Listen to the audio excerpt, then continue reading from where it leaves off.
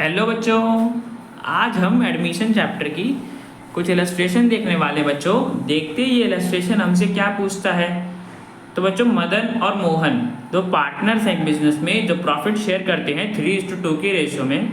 बच्चों, हमें उनकी बैलेंस शीट दे रखी है 31 मार्च 2019 की, जिसमें बच्चों लायबिलिटी साइड में हमारे पास क्रेडिटर्स है, जनरल रिजर्व है, एम्प्लॉयज प्रोविडेंट फंड है, कैपिटल का बैलेंस बता रखा है।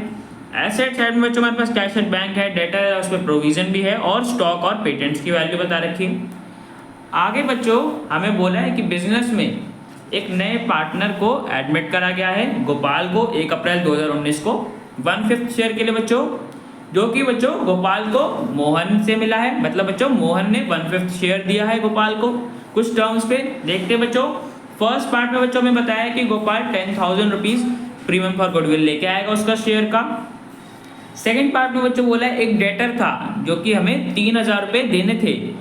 उस डेटर ने बच्चों 3,000 रुपये बट हमें नहीं दिए। उसको हमने बैड डेब्ट्स मान लिया था कि अभी हमें वो पैसा कभी नहीं मिलेगा।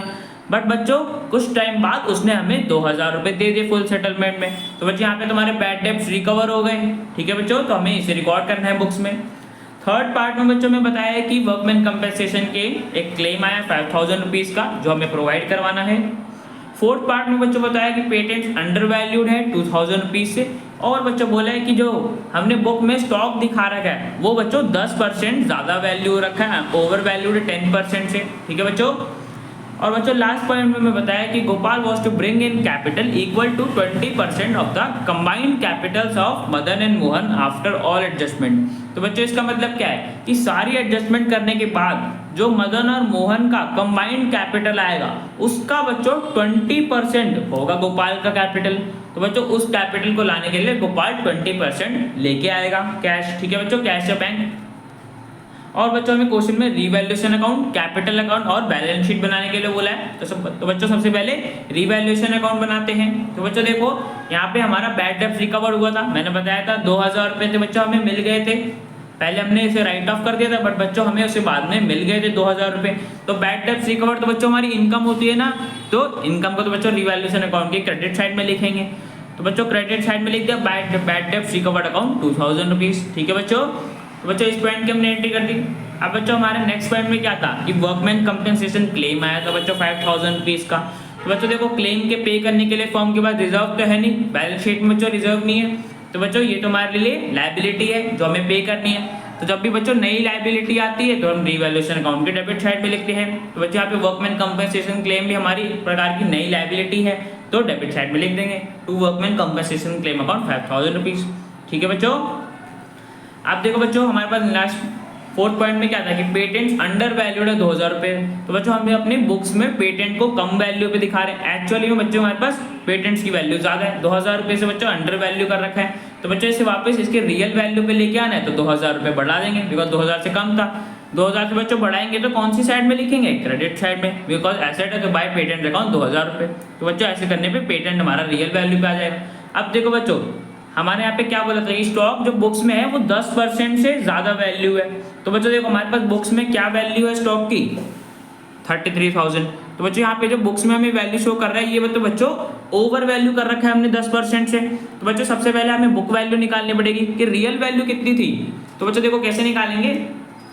सबसे पहले बच्चों हम अपनी बुक वैल्यू को जो ओरिजिनल बुक वैल्यू थी उसको बच्चों x मान लेंगे। उसका बच्चों 10% बढ़ा के दिखा रखा था ना तो उसका 10% निकाल के उसमें ऐड कर देंगे बिकॉज 10% मोर बोला है, 10% ज़्यादा करके बच्चों हमारे पास 33,000 शो कर रहा है बुक्स में। 10% ओवर वैल्यू शो करने के बाद इतनी वैल्यू आ रही है। तो बच्चों ये तुम्हारी ओवर वैल्यूड वैल्यू है ना। ठीक है बच्चों, अब बच्चों हम एलसीएम लेंगे और सॉल्व कर देंगे तो बच्चों हमें पता चल जाएगा कि हमारे पास स्टॉक की ओरिजिनल बुक वैल्यू क्या है 30,000 रुपीज़। ठीक है बच्चों, तो स्टॉक के बच्चों हमारे पास असली में 30,000 रुपीज़ का है बट बच्चों हम अपने बुक्स में कितने का शो कर रहे हैं 33,000 का।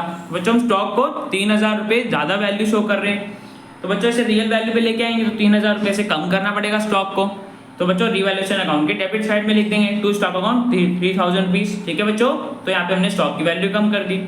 अब देखो बच्चों हम पे टोटल करेंगे तो हमारा डेबिट साइड का टोटल ज़्यादा आ रहा है 8,000 रुपीज़ आ रहा है बच्चों।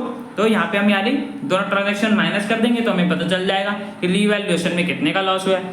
तो बच्चों रिवैल्यूएशन में 4,000 रुपीज़ का लॉस हुआ है। अब बच्चों हमें इस लॉस को पार्टनर्स के बीच में ट्रांसफर भी करना है। तो बच्चों कौन से रेशियो में ट्रांसफर करेंगे, ओल्ड रेशियो में। ओल्ड रेशो क्या थी बच्चों, 3:2 रेशो थी। तो इस रेशो में हम लॉस ये डिस्ट्रीब्यूट कर देंगे पार्टनर्स के बीच में, ठीक है बच्चों। तो मदन को 2500 डेबिट कर देंगे उसके कैपिटल अकाउंट में, और बच्चों ऐसे ही मोहन के हम कैपिटल अकाउंट को डेबिट कर देंगे 1600 रुपीज़, ठीक है बच्चों। तो हमने लॉस ट्रांसफर कर दिया रीवैल्यूएशन का। अब बच्चों रीवैल्यूएशन अकाउंट बना लिया, अब पार्टनर्स कैपिटल अकाउंट बनाते हैं। तो बच्चों देखो पार्टनर कैपिटल अकाउंट के लिए तो सबसे पहले हम बैलेंस लिखेंगे। बैलेंस कितना दे रखा था बच्चों, मदन के में इतना था, मोहन के में इतना था।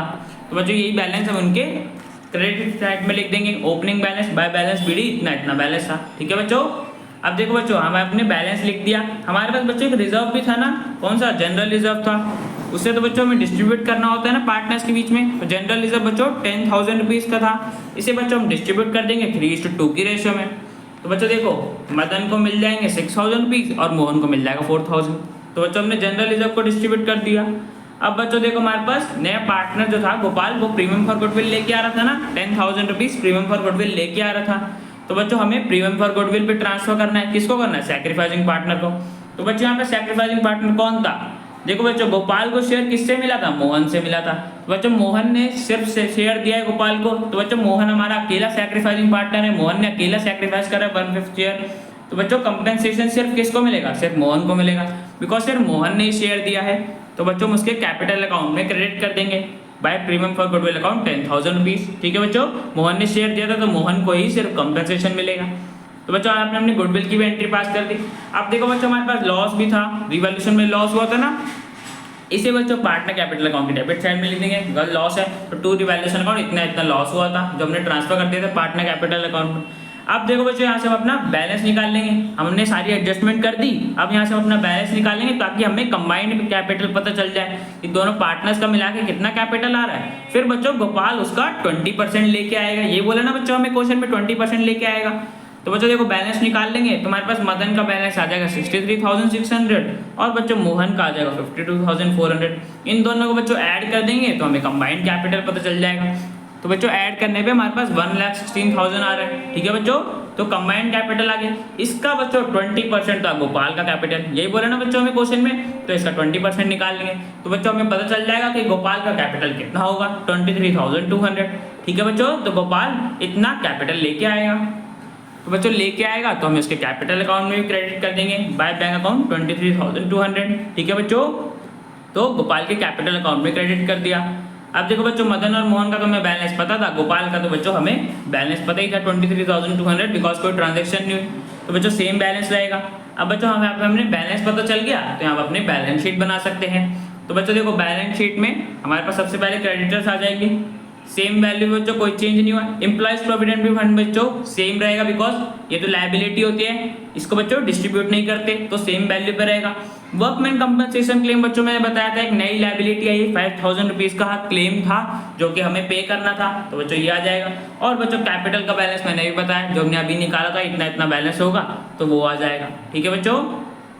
एसेट साइड में देखो बच्चों हमारे पास कैश एट बैंक में पहले से ही 10,000 रुपये तो थे कैश बैंक में, 2,000 रुपये बच्चों हमें बैड डेब्ट रिकवर्ड डेटर से मिले थे ना, और बच्चों 10,000 रुपये गोपाल प्रीमियम फॉर गुडविल का पैसा लेके आया था, और 23,200 हमारा कैपिटल लेके आया था ना गोपाल बच्चों, इतना हमने कैपिटल निकाला था तो वो इतना कैपिटल लेके आया था।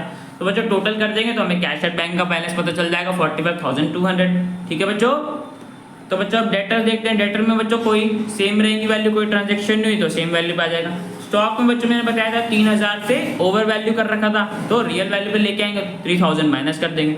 और बच्चों पेटेंट्स में हमारा कितना था, पहले 57,000 का था, 2,000 से पेटेंट अंडर वैल्यूड था, जब उसे रीवैल्यू पे करा तो 59,000 का हो गया, ठीक है बच्चों। तो बच्चों यहाँ पे हमने बैलेंस शीट भी बना दी, इसका हमारा टोटल सेम आ रहा है 1,94,200। तो बच्चों ये क्वेश्चन हमारा कंप्लीट हो गया। अब बच्चों मिलते हैं नेक्स्ट वीडियो में।